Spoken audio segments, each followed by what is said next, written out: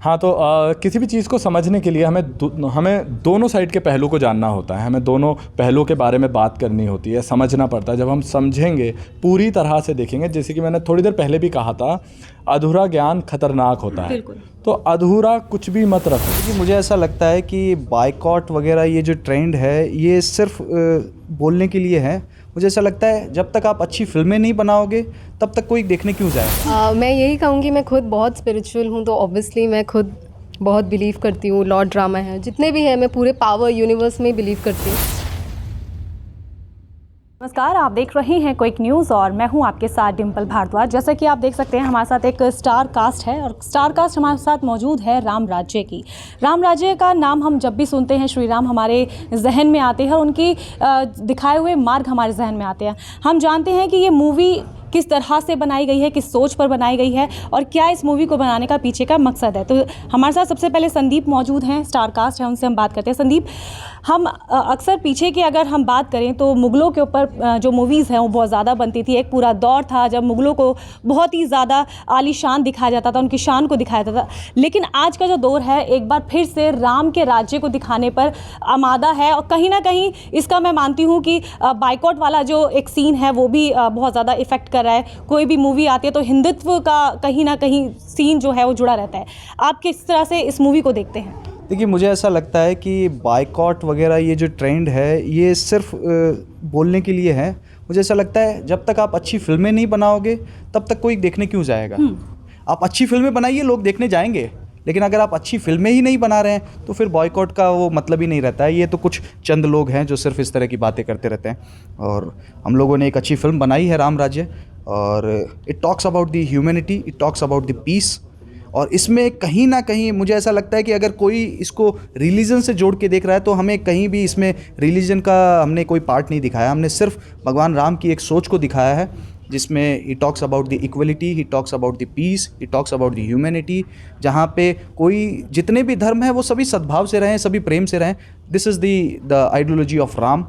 भगवान राम ने वो एक सोच के साथ रखा था, तो मुझे ऐसा लगता है कि उसको हमें अपनाना चाहिए। जो हमारे आसपास जो हेट्रेड है उसे ख़त्म करना चाहिए।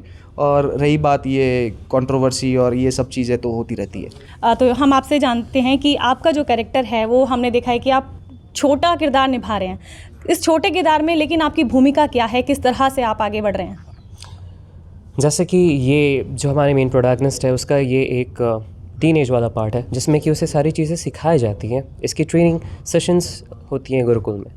तो इसमें इसकी ये जो कैरेक्टर है लकी सिन्हा, इसको सारी जो क्वालिटीज़ चाहिए आज के ज़माने में सर्वाइव करने के लिए, सक्सीड करने के लिए और इश्यूज़ को बढ़िया तरीके से फेस करके आगे बढ़ने के लिए, उन सभी चीज़ों को मद्देनज़र रखते हुए तैयार किया जाता है।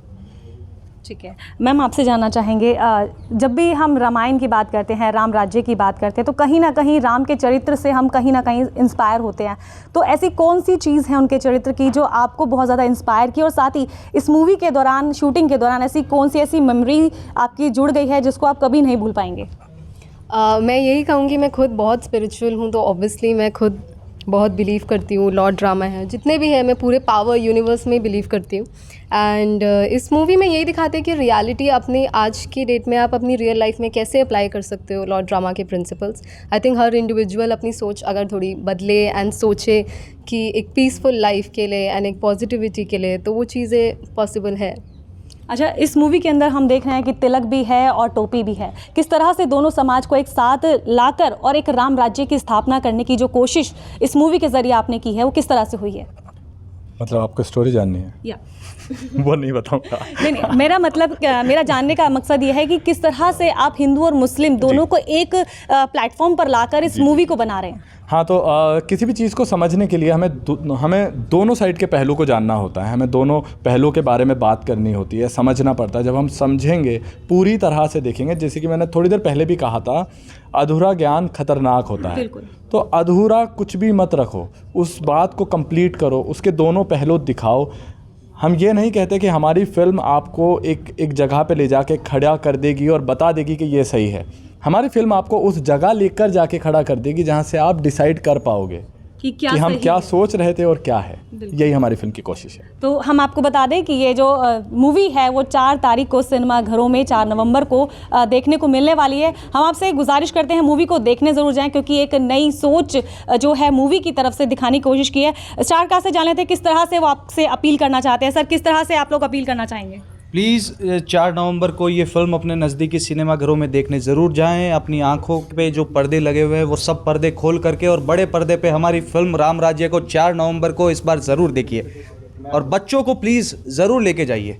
तो जय श्री राम। हम आपसे भी कहेंगे कि इस मूवी को ज़रूर देखें, क्योंकि छोटे पर्दे की मूवी इस समय आपको स्टोरी बहुत अच्छी दे पाती है। कि बड़े पर्दे के अगर कंपैरिजन आप देख रहे हैं तो आज के समय, तो हम कहेंगे कि अच्छी मूवी है, देखिए और देखिए किस तरह का राम राज्य इस मूवी ने स्थापित किया है।